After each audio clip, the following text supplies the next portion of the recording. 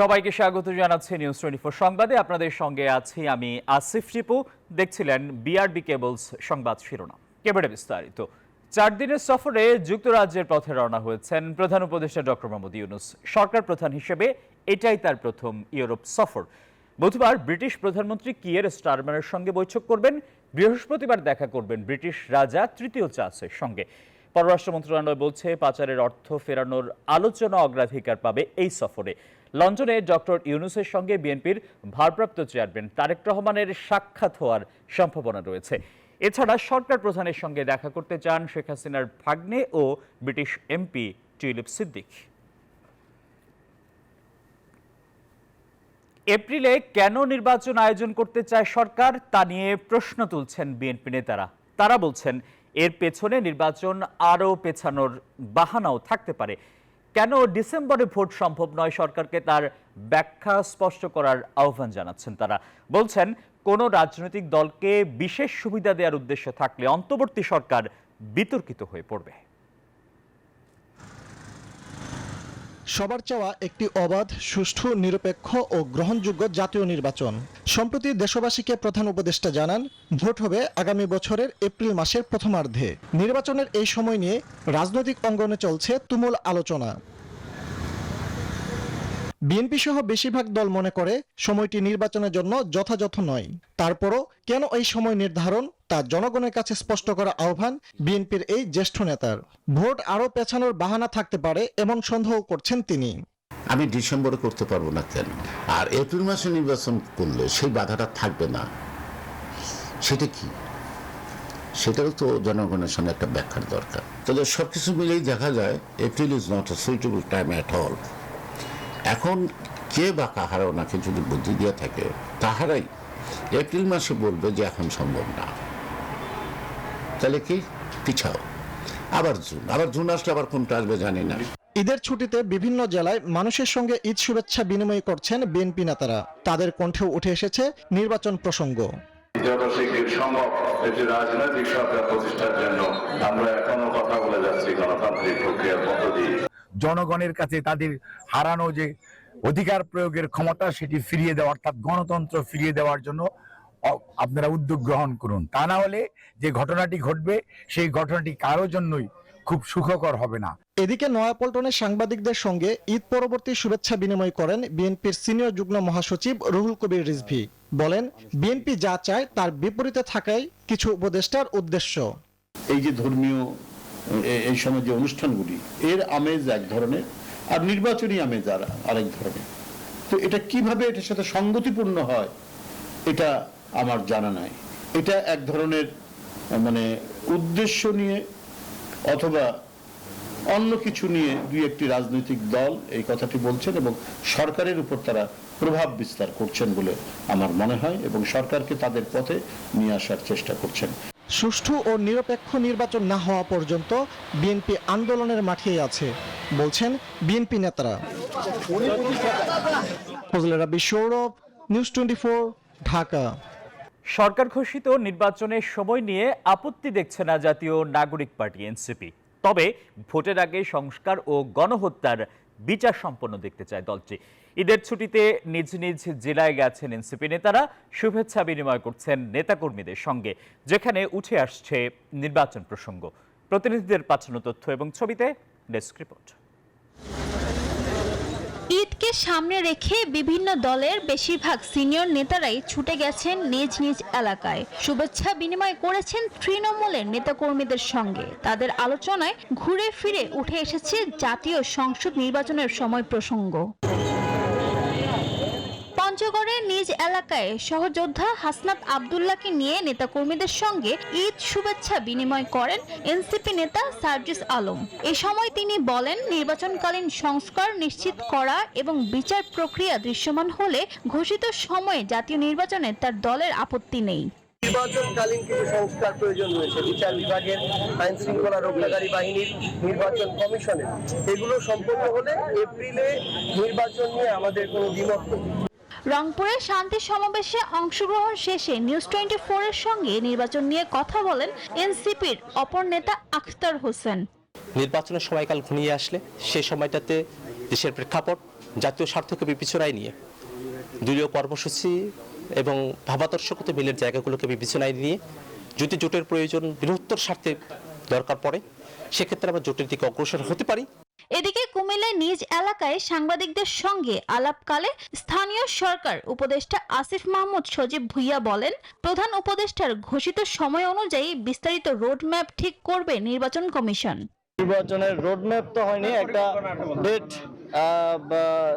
দেওয়া হয়েছে, সম্ভাব্য ডেট এপ্রিল মাসের প্রথমার্ধে, এবং এই ডেটকে মাথায় রেখে নির্বাচন কমিশন একটা রোডম্যাপ যথাসময়ে দেবে। মৌলভীবাজারে নিজ এলাকায় ঈদ পুনর্মিলনীতে যোগ দিয়ে জামাতের আমির ডক্টর শফিকুর রহমান বলেন, প্রধান উপদেষ্টার নির্বাচনের রোডম্যাপ যেন অনিশ্চিত হয়ে না পড়ে সেদিকে খেয়াল রাখতে হবে। যদি একান্ত কোনো কারণে আপনি মনে করেন কিছুটা পিছাতে হবে, অবশ্যই এটা এপ্রিলের পরে হওয়া উচিত নয়, দেশের আবহাওয়া এবং সার্বিক বিষয়কে বিবেচনায় নিয়ে। তবে এবারের ঈদে নির্বাচনী রাজনীতি একটি বিষয়কেই ইঙ্গিত করছে, সেটি হলো দেশ ধীরে ধীরে নির্বাচনের পথেই ধাবিত হচ্ছে। ফারজানা রিয়া, নিউজ 24, ঢাকা। পরোয়ানা না থাকায় সাবেক রাষ্ট্রপতি আব্দুল হামিদকে গ্রেপ্তার করা হয়নি জানিয়েছেন স্বরাষ্ট্র উপদেষ্টা মোহাম্মদ জাহাঙ্গীর আলম চৌধুরী। সোমবার যাত্রাবাড়ি থানা পরিদর্শন শেষে একথা জানান তিনি। রোববার দিবাগত রাত 1:30টার দিকে দেশে ফেরেন আব্দুল হামিদ। 5 আগস্ট ছাত্র জনতার গণ অভ্যুত্থানে আওয়ামী লীগ সরকার পতনের পর শেখ হাসিনা সহ অনেক নেতাকর্মী পালিয়ে যান। তবে আওয়ামী লীগ সরকারের সাবেক রাষ্ট্রপতি আব্দুল হামিদ দেশে অবস্থান করেছিলেন। 9 মাস পর চিকিৎসার জন্য 8 মে ব্যাংককের উদ্দেশ্যে ঢাকা ছাড়েন আব্দুল হামিদ। এরপর থাইল্যান্ডে চিকিৎসা শেষে 9 জুন রবিবার থাই এয়ারওয়েজের একটি ফ্লাইটে তিনি ঢাকায় ফিরে আসেন। ইমিগ্রেশনের আনুষ্ঠানিকতা শেষ করে নিজ জেলার কিশোরগঞ্জের উদ্দেশ্যে রওনা হয়ে যান সাবেক রাষ্ট্রপতি। তার বিরুদ্ধে গত 14 জানুয়ারি কিশোরগঞ্জ সদর থানায় একটি হত্যা মামলা দায়েরের তথ্য রয়েছে। এই বিষয়ে স্বরাষ্ট্র উপদেষ্টা বলেন, সাবেক রাষ্ট্রপতির বিদেশে যাওয়াকে কেন্দ্র করে কিশোরগঞ্জের এসপিও তদন্ত কর্মকর্তার বিরুদ্ধে যে ব্যবস্থা নেওয়া হয়েছিল, নির্দোষীরা যেন কোনো অবস্থায় সাজা না পায়, এই জন্য আমাদের ইনভেস্টিগেশনটা করতে দেন। যদি ইনভেস্টিগেশন করার পর যে দোষী হোক না কেন, কাউরে আইনের বাইরে থাকা হবে না, তারা আমরা অবশ্যই আইনের আওতায় নিয়ে যাবো। তারা ওইভাবে প্রমাণিত না হলে তারা আমি কেন একটা নির্দোষ লোকের কেন আমি সাজা দেব। সকালে রাজধানীর যাত্রাবাড়ি থানা পরিদর্শন শেষে একথা বলেন স্বরাষ্ট্র উপদেষ্টা। তিনি আরো বলেন, আব্দুল হামিদের বিরুদ্ধে পরোয়ানা নেই বলেই গ্রেপ্তার করা হয়নি তাকে। উপদেষ্টাদের একটা 3 জনের একটা কমিটি হয়েছে, ওনাদের একটা রিকমেন্ডেশন দিছে। ওই রিকমেন্ডেশনটা পাওয়ার পরে ওনাদের যদি দোষী হয় ওনাদের ব্যবস্থা না হবে, যদি দোষী না হয় ওনাদের আবার যার যার জায়গায় ফেরত আসবে। আব্দুল হামিদ আওয়ামী লীগের সময় 2013 থেকে 2023 সাল পর্যন্ত টানা 2 মেয়াদে বাংলাদেশের রাষ্ট্রপতি হিসেবে দায়িত্ব পালন করেছেন। প্রমা চৌধুরী, নিউজ 24, ঢাকা। এবারে স্যাফলন পরিচ্ছন্ন শহর আপডেট। ঈদের তৃতীয় দিনও কোরবানির পশুর বর্জ্য শতভাগ অপসারণ করতে পারেনি ঢাকার 2 সিটি কর্পোরেশন। আরও 2 দিন চলবে অপসারণের কাজ। রাজধানীর মিরপুর, মোহাম্মদপুর ও পুরান ঢাকার বেশ কয়েকটি এলাকায় পড়ে আছে বর্জ্য, দুর্গন্ধে নাকাল স্থানীয়রা। এমন জায়গাও রয়েছে যেখানে প্রায় 2 মাস ধরে যাননি কোনো পরিচ্ছন্নতা কর্মী। মিরপুর পল্লবী ই ব্লকের 5 নম্বর লেনের দৃশ্য এটি। দীর্ঘদিন ধরে এখানে হয় না ময়লা অপসারণ, ফলে বন্ধ হয়ে গেছে 3 রাস্তার এই মোড়টি। তার উপর কোরবানির পশুর বর্জ্য ফেলায় দুর্বিষহ জীবনযাপন করছেন এখানে বসবাসকারী মানুষেরা। আর এই ময়লার ভাগাড়ের পাশেই খেলাধুলা করতে দেখা যায় ছোট ছোট শিশুদের। স্থানীয়রা বলছেন, সময় মতো ময়লা অপসারণ না করায় যেমন ভোগান্তিতে পড়েছেন, তেমনি নানা অসুখে আক্রান্ত হচ্ছেন তারা। টোটালি যদি রাস্তা করে দেয় জায়গাটা, তাহলে এখানে ময়লা কেউ ফালাবে না, আহে না, গাড়ি আহে না, ফোন দিলেও আহে না। এখানে ড্যাম্পিং স্টেশন ছিল, কিন্তু সিটি কর্পোরেশন ময়লা না নিয়ে যাওয়ার কারণে এই অবস্থা। তবে এসব কথা ভুল ও মিথ্যা বলে নিউজ 24 এর কাজে বাধা দিতে আসলে এলাকাবাসীর তোপের মুখে পড়ে পালিয়ে যান এই ব্যক্তি। ভাসান থেকেও দেখা মেলে একই চিত্র। রাস্তার উপর পড়ে থাকতে দেখা যায় কোরবানি পশুর বর্জ্য, যা অপসারণে দুপুর 2টা পর্যন্ত সিটি কর্পোরেশনের কোনো উদ্যোগ দেখা যায়নি। তবে তুলনামূলক ভালো অবস্থা দেখা গেছে রাজধানী মোহাম্মদপুর ও দক্ষিণ সিটি কর্পোরেশনের বেশ কিছু এলাকায়। তবে এসব এলাকায় ময়লা অপসারণ নিয়ে সাধারণ মানুষের মধ্যে দেখা যায় মিশ্র প্রতিক্রিয়া। মোটামুটি সন্তোষজনক। তা ঈদের দিনে বেশ বিকালের দিকেই সবাই যারা তারা কর্মী ছিল তারা সুন্দরভাবে পরিষ্কার হয়েছে, এলাকায় কোনো সমস্যা হয়নি। গতকালকার থেকে কোনো কিছু নিতেছে না। হ্যাঁ, এগুলো বদ্ধ পরে এসে গন্ধে কোনো থাকা জানে না। এমন বাস্তবতায় বর্জ্য অপসারণ সম্পর্কে সবশেষ তথ্য দিতে সংবাদ সম্মেলন করে 2 সিটি কর্পোরেশন। জানায় আরো 2 দিন চলবে তাদের বর্জ্য অপসারণের কাজ, তবে শতভাগ বর্জ্য অপসারণ করা সম্ভব নয় বলেও জানান তারা। কোরবানির ময়লার নিয়মটা হচ্ছে ওনাদেরকে ব্যাগ দেওয়া হয়েছে, ব্যাগগুলো নিয়ে বাড়ির সামনে রাখবেন। এখন সার্ভিস লেনের পিছনে কেউ যদি থ্রো করেন কিংবা আর অন্য জায়গায় যত্রতত্র থ্রো করেন, আমরা এগুলো পরিষ্কার করব ডেফিনেটলি। আমরা তো এটার জন্য কাউকে ব্লেম করছি না, আমরা এগুলো পরিষ্কার করবো এবং করতে চাই। কিন্তু আমাদেরও মানে সার্ভিস লেন এবং অন্য জায়গায় যেটা আমাদের রিচের বাহিরে, সেটা আমরা যেতে হবে আমাদেরকে, এটা আমরা স্বীকার করি। বৃষ্টির কারণে কিছু যেমন রক্ত বা অন্য কিছু কিছু ময়লা হয়তো ড্রেনে চলে গেছে, কিন্তু কালকে সকাল থেকে আমাদের যে নিয়মিত কার্যক্রম, ড্রেনগুলো পরিষ্কার করা, তারপরে রাস্তা পরিষ্কার করা, অন্যান্য যে ময়লা যে আবর্জনা বাজারগুলো, এগুলো আমরা কালকের থেকে আমাদের নিয়মিত কার্যক্রম চলবে। জনবল সংকটের দোহাই দিয়ে শিগগিরই 2 সিটি কর্পোরেশন সম্পূর্ণরূপে কোরবানির বর্জ্য অপসারণ করার কথা জানায়। নাইম আল চিকো, নিউজ 24, ঢাকা। নিউজ 24 সংবাদে এই সময় হলো একটা বিরতির। আরো খবর নিয়ে ফিরছি, আমাদের সঙ্গেই থাকুন। নিউজ 24 সংবাদে স্বাগত জানাচ্ছি আরও একবার। দেশে বাড়ছে করোনা সংক্রমণ, তবে নতুন দুটি ধরন নিয়ে কিছুটা শঙ্কার কথা বলছেন বিশেষজ্ঞরা। তারা বলছেন নতুন এই ধরন মানুষের শরীরের প্রতিরোধ ক্ষমতা ভেঙে ফেলতে পারে, এদের সংক্রমণের মাত্রাও বেশি। এমন অবস্থায় এখনই সতর্ক হওয়ার পরামর্শ দিচ্ছেন তারা। বলছেন বিদেশে ভ্রমণের ক্ষেত্রে থাকতে হবে বাড়তি সতর্ক, মানতে হবে স্বাস্থ্যবিধি। মাজহারুল ইসলামের রিপোর্ট। দেশে আবারও বাড়ছে করোনা ভাইরাসের প্রকোপ। কিছুদিন ধরেই বাড়ছে আক্রান্তের হারও। বিশেষজ্ঞরা বলছেন করোনার ধরন ওমিক্রনের দুটি উপধরন এর জন্য দায়ী। নতুন এই দুটি করোনার সাব ভেরিয়েন্ট দ্রুত ছড়িয়ে পড়ছে, ফলে বাড়ছে সংক্রমণের হার। দেশে গেল মে মাস থেকে বাড়ছে করোনার পরিস্থিতি। সতর্কতা হিসেবে জনসমাগমে মাস্ক পরার অনুরোধ জানিয়েছে স্বাস্থ্য ও পরিবার কল্যাণ মন্ত্রণালয়। ঈদের ট্রেনের ফিরতি যাত্রায় যাত্রীদের মাস্ক পরা সহ স্বাস্থ্যবিধি মেনে চলার পরামর্শ দেওয়া হয়েছে।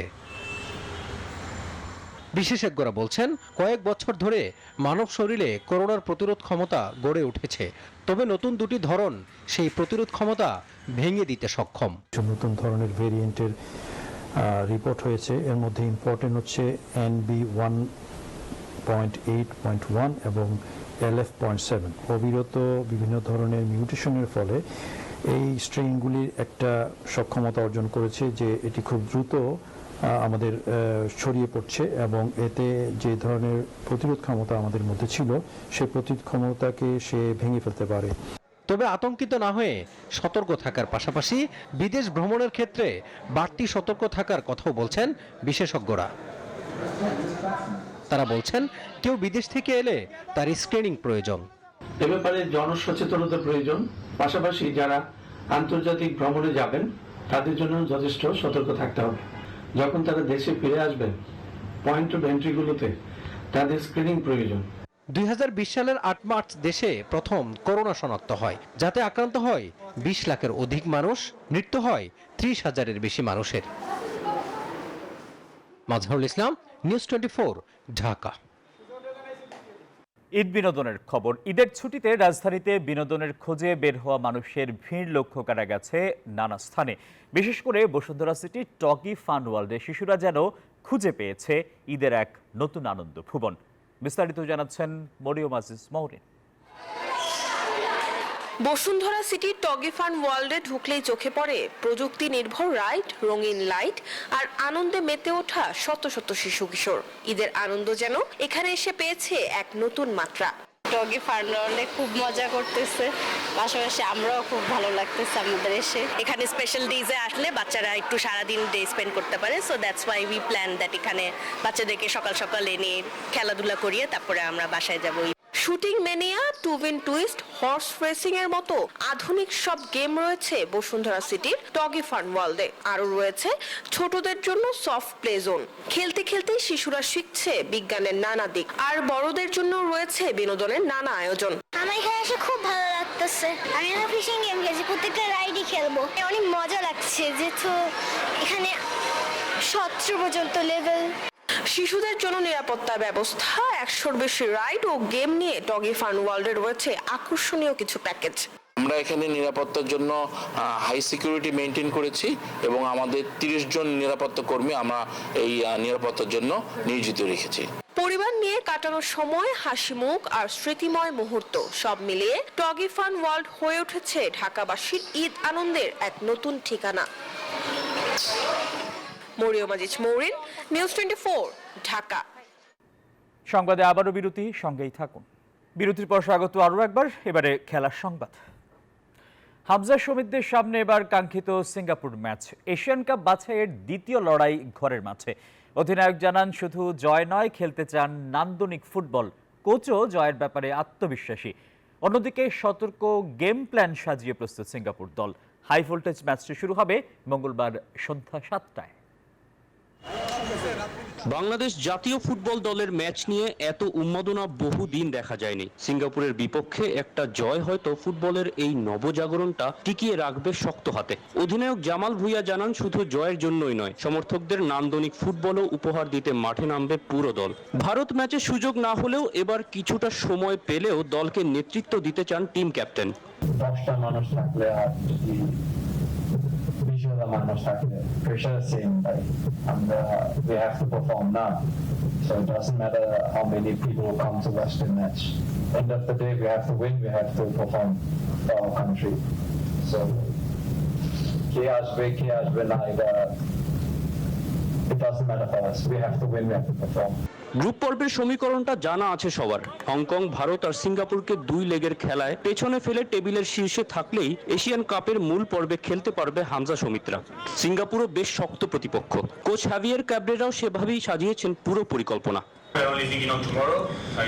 সিঙ্গাপুরের আক্রমণ বেশ ভালো। ম্যাচটা অবশ্যই ভুটানের চেয়ে অনেক কঠিন হবে। আমার বিশ্বাস আমার কোচিং প্রক্রিয়াটা টিমের সব খেলোয়াড়দেরই সঠিক সমাধানে দিয়েছে। ভারত ম্যাচের পর এখন আমরা অনেক শক্তিশালী দল। আশা করছি এই গ্রুপ থেকে এশিয়ান কাপের মূল পর্বে খেলবো আমরাই। প্রতিপক্ষ জানে এবারের বাংলাদেশ দল আগের তুলনায় কতটা ভিন্ন। হামজা সমিত ফাহমিদুল্লাহ যে কোনো মুহূর্তে ম্যাচের ভাগ্য নির্ধারণ করে দিতে সক্ষম। সিঙ্গাপুরের জাপানিজ কোচ সুতোমো ওগুরা চিন্তিত ঘরের মাঠে লাল সবুজদের দলগত কম্বিনেশন নিয়ে। ঠিক মনে করতে পারছি না, তবে অনেক দেশ থেকে বাংলাদেশের হয়ে খেলতে অনেক ফুটবলার এসেছেন। কানাডা থেকে, ইংলিশ প্রিমিয়ার লিগ থেকে, আরো অনেক জায়গা থেকে। তবে শুধু হামজা বা সমিত নয়, পুরো দলের বিপক্ষে আমাদের টক্কর দিতে হবে। 3 পয়েন্ট পেতে হলে ইকসান ফান্দিদের পাল্টা আক্রমণও ঠেকাতে হবে তপু তারেকদের। 18,500 সমর্থকের গর্জনে মুখরিত হয়ে উঠবে এই ঐতিহাসিক জাতীয় স্টেডিয়ামের ফাঁকা গ্যালারি।